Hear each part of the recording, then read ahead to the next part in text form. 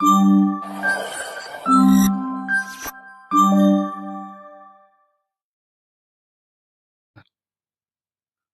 Everyone and welcome to this channel. तो आज हम लोग करने वाले हैं एनालॉग इलेक्ट्रॉनिक्स 1 में हमारा अगला topic that is class A amplifier.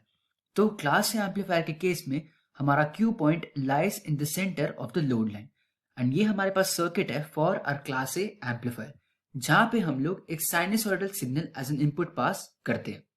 And यहाँ पे हमारे पास ग्राफ है between the IC and VC to just display कि हमारा डीसी लोड लाइन पे क्यू पॉइंट कहाँ पर लाई करता है।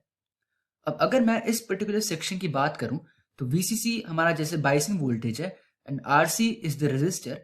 तो अगर मैं यहाँ पे वी नॉट यहाँ पे ले लूं एंड आउटपुट वोल्टेज इस पॉइंट पे निकालने की कोशिश करूं तो वो डायरेक्टली मेरा वीसी वोल्टेज के बराबर हो जाएगा। बट अगर मैं इस पर्टिकुलर सर्किट में केवल अप्लाई करूं so I am going to get the value as VCC is equal to IC RC plus VC. तो यहां से मैं वीसी की वैल्यू निकाल सकता हूं which is equal to VCC minus IC RC। अब पावर एम्पलीफायर यानी क्लास एम्पलीफायर के केस में क्या होता है दैट द इनपुट वोल्टेज यहाँ पे इन ऑर्डर ऑफ वोल्ट्स हम लोग लेते हैं क्योंकि इनपुट वैल्यू काफी ज्यादा हाई होती है। एंड यहाँ पे जो बीजीटी एम्पलीफायर होता है that operates in the active region. अब यहाँ पे हमारे दो केसेस बनेंगे, the first one is the positive cycle and the second one is the negative cycle. तो अगर हमारा V इनपुट पॉजिटिव साइकिल में है तो जो भी हमारा एज सच वोल्टेज होगा वो कंप्लीटली इस पर्टिकुलर पाथ से फ्लो करना शुरू कर देगा। तो उस केस में क्या होगा, जो हमारा बेस करंट है that is going to increase. अब हमें पता है that IC is equal to beta times IB होता है।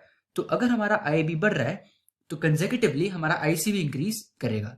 Now from this relation we can see that which is VC is equal to VCC minus IC RC।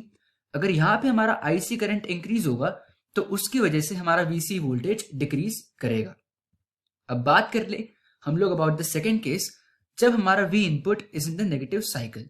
तो उस case में क्या होगा कि जो हमारा बेस करंट है that is going to decrease, उसकी वजह से हमारा कलेक्टर करंट भी डिक्रीज करेगा। And because of this relation which is VC is equal to VCC minus IC RC, अगर IC की वैल्यू डिक्रीज कर रही है तो हमारी VC की वैल्यू इंक्रीज करेगी। तो इस पर्टिकुलर सर्किट में हमारा जो फेज शिफ्ट होता है दैट इज 180 डिग्री।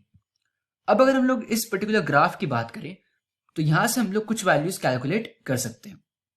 तो अगर मुझे निकालना है the value of VC max, तो इस पर्टिकुलर इक्वेशन में अगर मैं IC को 0 पुट कर दूं तो वहां से मुझे VC मैक्स की वैल्यू मिल जाएगी which is VCC।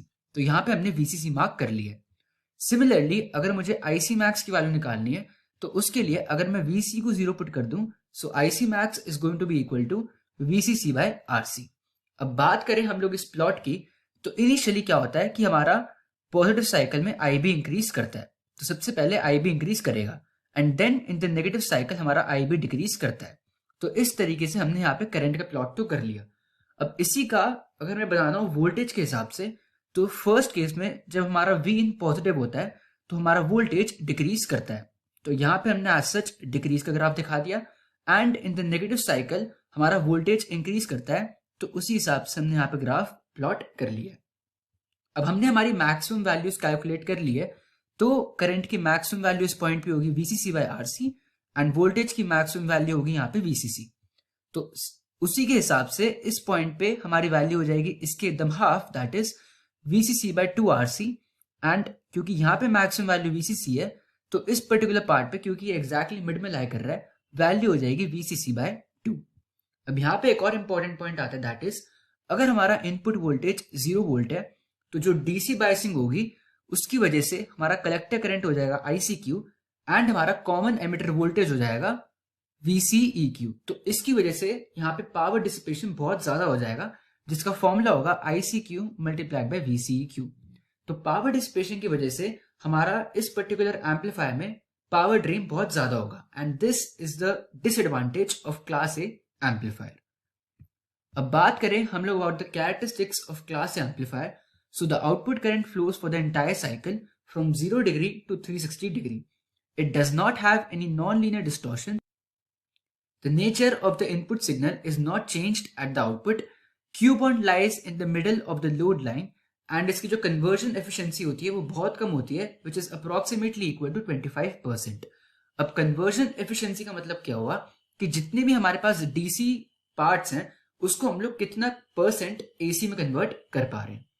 Next point is the power dissipation is high when the input is not apply, it provides undistorted output because of the linear region and इसका conduction angle 360 degree होता है। Now talking about the advantages, तो इसमें कोई भी distortion नहीं होता and इसमें कोई भी थर्मल रनअवे नहीं होता, यानी एम्पलीफायर अपने आप से खुद को डैमेज नहीं कर सकता। Now talking about the disadvantages, तो इसमें एफिशिएंसी काफी ज्यादा कम होती है एंड पावर ड्रेन काफी ज्यादा होता है। So that was all for this video and I will see you in the next one.